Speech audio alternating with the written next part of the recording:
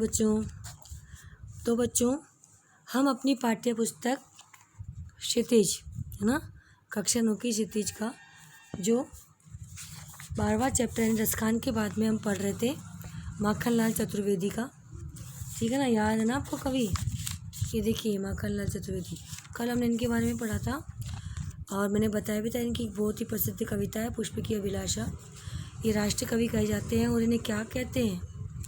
इन्हें क्या कहा जाता है? ये देखिए, इन्हें एक भारतीय आत्मा कहा जाता है। इनको ये उपनाम दिया गया है। तो हमने कल इनकी कविता जो हमारी पाठ्यपुस्तक में कैदी और कोकिला, ये हमने शुरू करी थी, जिसमें बताया था कि एक स्वतंत्रता सेनानी जो कि कैद है, अंग्रेजों की जेल में बंद है, ठीक है, उस समय रात्रि के समय, रात काफ़ी बीत चुकी है, वहाँ आके एक जो कोयल है वह कूकती रहती है, गाती रहती है, तो उसमें वह कैदी उससे बातें करता है। ठीक है, ये अपन ने पढ़ा था। और उससे पूछता, भाई क्या गाती रहती हो, रह जाती है रुक रुक के, क्या गाती हो फिर रुक जाती हो, कि कोयल बोलो तो क्या तुम किसी का संदेश लाई हो? फिर वो कहते हैं, फिर वो वर्णन करते हैं वहाँ का, जेल का चित्रण करते हैं। वो कैदी उस कोकिला को बताते हैं कि यहाँ इतनी ऊंची काली काली दीवारें हैं और ये जगह तो चोर डाकू लुटेरों की है, जबकि हमको स्वतंत्रता सेनानियों को यहाँ पर बंद कर रखा है। यहाँ पर हमको न तो जीने दिया जाता है, न मरने दिया जाता है, और भरपेट भोजन भी नहीं दिया जाता। हमें कई प्रकार की यातनाएं दी जाती है और दिन रात हमारे ऊपर कड़ा पहरा रखा जाता है। ये शासन है या कोई अंधकार है, यानी ये कोई मतलब उनके शासन को कुशासन बताया अंग्रेजों के शासन को। ठीक है, और कहते हैं इतनी रात बीत चुकी है कि चंद्रमा भी चला गया है, ऐसा लगा जैसे अमावस की काली रात आ गई है, तो ऐसे में तू क्यों जगरी आली यानी सखी। फिर कहते क्यों हूक पड़ी वेदना बोझ वाली सी, कोकिल बोलो तो क्या लूटा मृदुल वैभव की रखवाली सी, कोकिल बोलो तो। अब कह रहे तुम एकदम रात के समय में क्या हूक पड़ी, यानी तुम्हारे हृदय से एक दुख भरी दर्द भरी आवाज़ क्यों निकल रही है? कोकिल बोलो क्या तुम्हारा लूट लिया, या तुम किसी खजाने की, किसी धन वैभव संबंधी किसी खजाने की तुम रखवाली कर रही थी और वह लुट गया, तो तुम एकदम चीख पड़ी, क्यों तुम चिल्लाई? फिर आगे कह रहे हैं, क्या हुई बावली अर्धरात्रि को चीखी, कोकिल बोलो तो किस दावा नल की ज्वालाएं हैं दिखी। कोकिल बोलो तो कह रहे हैं, क्या हुई बावली, क्या तुम पागल हो गई हो जो अर्धरात्रि को चीख रही हो, चिल्ला रही हो? कोकिल बोलो तो, हे कोयल बोलो तो किस दावा नल की ज्वालाएं दिखी, या फिर तुमको किसी दावा नल कहते हैं जंगल की आग को, क्या तुमने किसी जंगल की भयंकर भीषण आग की ज्वालाएं देख ली है? कोयल बोलो तो, ये कोकिल बोलो किसी जंगल में भयंकर भीषण आग लगी है, क्या तुम उस आग की ज्वालाएं, उसकी लपटें देख कर आ रही हो, इसलिए तुम डर गई, सहम गई हो, इसलिए चीख रही हो? फिर आगे कह रहे हैं, क्या देख न सकती जंजीरों का घेरा। अब वो अपनी परिस्थिति बता रहा है कैदी कि मैं कैसी परिस्थिति में इस जेल में कैद हूँ, मैं कैसे रह रहा हूँ। क्या देख न सकती जंजीरों का गहना, हथकड़ियाँ क्यों ये ब्रिटिश राज का गहना, कोलू का चर्रक चूँ जीवन की थान, गिट्टी पर उंगलियों ने लिखे गान, हूँ मोट खींचता लगा पेट पर जुआ, खाली करता हूँ ब्रिटिश अकड़ का कुआं, दिन में करुणा क्यों जगे रुलाने वाली, इसलिए रात में गजब ढा रही अली। अब इसमें वो बता रहे हैं कि क्या तुम देख नहीं सकती कि हमने जो है मतलब जंजीरों का गहना पहन रखा है, उनके हाथों में बेड़ियाँ बंधी है, सलाखों के पीछे, जेल की सलाखों के पीछे उस कैदी को जो है हाथों में जो सांकलें बंध रखी है, लोहे की जंजीरें बंध रखी, उसे वो गहने समझ रहा है। कैदी खुद कह रहा है कि देख सकती जंजीरों का, ये हमारे जंजीरें जो है हमारे लिए गहना बन चुकी है। हथकड़ियाँ की हथकड़ियाँ क्यों है, ये तो ब्रिटिश राज का गहना नहीं, ब्रिटिशों ने अंग्रेजों ने हमको ये गहने ये प्रदान किए हैं। कोलू का चरक चूँ जीवन की थान, और वहाँ से जो उनसे कड़ी मेहनत कराई जाती है, वहाँ जेल में उनसे कोलू तक चलवाया जाता है। कोलू चलाने में बहुत मेहनत करनी पड़ती है, तो कोलू चलवाया था, तो उसके भी चरक चूँ की जो आवाज़ आती है, वह आवाज़ उन्हें जीवन की तान बना ली है हम लोगों ने। यहाँ पे हम ऐसी परिस्थिति में जी रहे हैं कि हम जैसे जी रहे हैं उस परिस्थिति को हम ढल गए हैं, हमने उस परिस्थिति को स्वीकार कर लिया है। गिट्टी पर उंगलियों के लिखे गान, और हमारे जो कोलू के डंडे पर जो हमारी उंगलियों के निशान पड़े हैं, ऐसा लगता है जैसे हम कवियों ने उस पर कुछ लिख दिया, कुछ गीत लिख दिए हैं।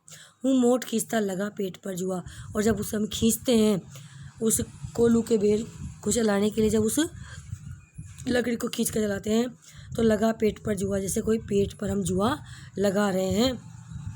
खाली करता हूँ ब्रिटिश अकड़ का कुआं, और हमें लगता है जैसे हम ब्रिटिशों की, हम वो काम करके मेहनत करके हमें ऐसा लगता है कि जैसे हम ब्रिटिशों की अकड़ का कुआं जो है वह खाली कर रहे हैं, उनकी अकड़ ख़त्म कर रहे हैं, क्योंकि हम मेहनत से हम अपने देश के लिए कुछ भी करने को तैयार हैं। हम आज़ादी पाने के लिए कोई भी यातना सहने को तैयार हैं। हम किसी प्रकार की भी तकलीफ़ सह सकते हैं।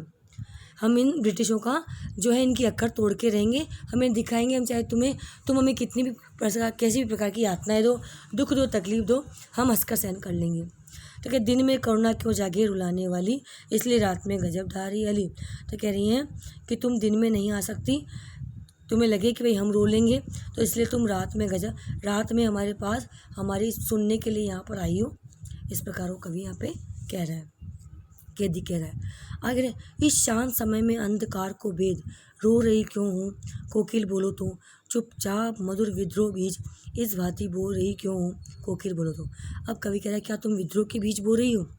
इस शांत समय में, रात के इस सन्नाटे वाले समय में, शांत समय में अंधकार को भेद, अंधकार को चीरती हुई तुम क्यों रो रही हो? कोकिल बोलो तो, हे कोयल तुम बोलो, तुम क्यों चीख रही हो, क्यों रो रही हो? चुपचाप मधुर विद्रोह, क्या तुम अंदर ही अंदर विद्रोह के बीज बो रही हो, यानी कि रो करके तुम सब इन कैदियों को यहाँ पर जगाने आई हो, इनको देशभक्ति के, अगर मान लो कोई तकलीफ़ के कारण, कोई इन यातनाओं के कारण अपने देशभक्ति के मार्ग से अगर भटकना भी चाह रहा, तो क्या तुम उसे जगाने आई हो? तुम अपने गीत के माध्यम से, चीख के माध्यम से, इस दर्द भरी वेदना की हूक भरी आवाज़ के माध्यम से तुम क्या विद्रोह के बीज बोने आई हो? ये कोकिल बोलो, तुम क्या यह करने आई हो? आगे काली तू, आगे तू भी काली है, कोयल भी काली होती है, रजनी भी काली, रजनी यानी रात। तो कह रहे काली तू, रजनी भी काली, रात भी काली, शासन की करनी भी काली। जो अंग्रेजों का शासन है उनकी करनी भी कैसी काली, उनकी काली करतूतें हैं, क्योंकि वो यहाँ के हैं नहीं, वो तो हम पर ज़बरदस्ती हमको गुलाम बनाकर हमारे प्रशासन करके रह रहे हैं, ठीक है, और हमारे को मतलब कई प्रकार की जो शारीरिक यातनाएं दे रहे हैं। तो इस प्रकार से उनकी शासन को भी काला बताया, उनकी करनी को। काली लहर कल्पना काली, जो लहर चल रही है इस समय आज़ादी को लेकर के, वह भी काली, हमारी कल्पनाएं भी काली कि क्या होगा इस देश का। मेरी काल कोठरी काली, इस कोठरी में जो कैदी बंद है वो कोठरी भी, क्योंकि अंधेरा उसमें चारों तरफ दीवारें ऊंची ऊंची है, तो वो भी कोठरी भी काली। टोपी काली, कैदी ने जो टोपी पहन रखी वो भी काली। कमली काली, जो कंबल रखा वहाँ पर ओढ़ने के लिए, वह भी काला है। मेरी लो श्रृंखला काली, और जो उनके हाथों में जंजीरें बंधी है लोहे की, श्रृंखला यानी जंजीरें, वह भी काली हैं। पैरे की हुंकृति की ब्याली, तिस पर गाली याली। और इस सब के बावजूद जो हमारे पर जो पैरा लगा हुआ है अंग्रेजों का, वह हमें गाली के समान लग रहा है। सब चीज़ें काली काली चाहो तो नज़र आ रही हैं। हम कहीं भाग नहीं सकते, हम कुछ कर नहीं सकते, हम ना तो हम जी सकते हैं ना हम मर सकते हैं। इसके ऊपर भी अंग्रेजों ने हम पर इतना कड़ा पैरा लगा रखा है, तो हमें वो पैरा भी गाली के समान लगता है। आगे क्या कह रहे हैं, इस काले संकट सागर पर मरने की मदवाती, कोकिल बोलो तो अपने चमकीले गीतों को क्यों कर हो तैराती, कोकिल बोलो तो। इस काले संकट, ये जो काला संकट गिरा है अभी, जो ये गुलामी का जो संकट हम पर गिरा रखा, हम अंग्रेजों के गुलाम बन रखे हैं, इस संकट के समय में, और इस समय जब हम सब कैदी यहाँ पर बंद हैं, ठीक है, और स्वतंत्रता सेनानी, हम स्वतंत्रता के लिए, आज़ादी के लिए लड़ रहे हैं, हमको बंद कर रखा है। ऐसे समय में तुम भी क्या मरने को तैयार हो? क्या तुम भी आज़ादी के लिए यहाँ पर मरने के लिए आमादा हो? क्या चीख चीख कर इस प्रकार से अंग्रेजों का विद्रोह करके क्या तुम भी अपनी मौत को निमंत्रण दे रही हो? मरने को मदमाती यानी मरने को आमादा हो। कोकिल बोलो तो, कोयल बोलो तो अपने चमकीले गीतों को क्यों कर हो तैराती, कोकिल यानी तुम अपने इन मधुर गीतों को यहाँ क्यों गा रही हो? यहाँ कोई सुनने वाला नहीं है, क्यों तैरा रही हो? कोकिल बोलो तो, तुम्हारी पुकार यहाँ कोई नहीं सुनने वाला है। आगे करें, तुझे मिली हरी, अब यहाँ पर कवि अपने और उस कोयल की, जो वो आज़ाद है और कोकिल कैदी जो है वो कैद है। वो कोयल तो बाहर की तरफ बोल रही है ना, कोठरी के बाहर जो खिड़की उसकी बाहर की तरफ से बोल रही है, तो वो तो आज़ाद है, और कैदी जो है वो बंद है बिल्कुल कोठरी में, तो वो अपनी और उसकी तुलना कर रहा है। कोयल की और कैदी के बीच में तुलना हो रही है। तुझे मिली हरियाली डाली, तुम तो हरी हरी डाली पर बैठ सकती हो, मुझे नसीब कोठरी काली और मैं काली कोठरी में बंद पड़ा हूँ। तेरा नब्बर में संचार, तू आराम से पूरे दम में संचार करती फिरती है, नहीं उड़ती फिरती रहती है, आकाश में दूर दूर तक उड़ती रहती है। मेरा 10 फुट का संसार, और मैं इस 10 बाई 10 के इस 10 फुट की कोठरी में बंद पड़ा हूँ। तेरे गीत कहा वाह, जब तू गाती तो लोग कहते वाह क्या कोयल कितना मीठा गा रही है। तो तेरे गीत कहा है वाह, रोना भी है मुझे गुनाह, और अगर मैं यहाँ रोता भी हूँ तो वो भी गुनाह है अंग्रेजों की नज़र में। अगर मैं रोऊंगा तो भी मुझ पर कोड़े बरसाए जाएंगे, मुझे यातनाएं दी जाएगी। देख विषमता तेरी मेरी, देख तेरी मेरी विषमता, देख तो सही, बजा रही थी इस पर भी रणबेरी, और इस पर भी रणबेरी यानी युद्ध की बिगुल बजने को तैयार है। देख तेरी मेरी व्यवस्था तो देख कैसी है। इस हूँ कृति पर अपनी कृति से और कहो क्या कर दूं, कोकिल बोलो तो मोहन के व्रत पर प्राणों का आसव किसमें भर दूं, कोकिल बोलो तो। अब क्या कह रहा है कवि कि इस हुकृति पर, तेरी इस हुकार पर अगर तू जगाने आई है तो तेरी इस हुकार पर और अपनी इस कृति से कहो कोकिल, तू कहे जो मैं कर दूं, तू कहे कहो क्या कर दूं, तुम कहो तो मैं क्या कर दूं, कोकिल बोलो तो है कोयल बोलो तो। मोहन के व्रत पर, मोहन का मतलब यहाँ पर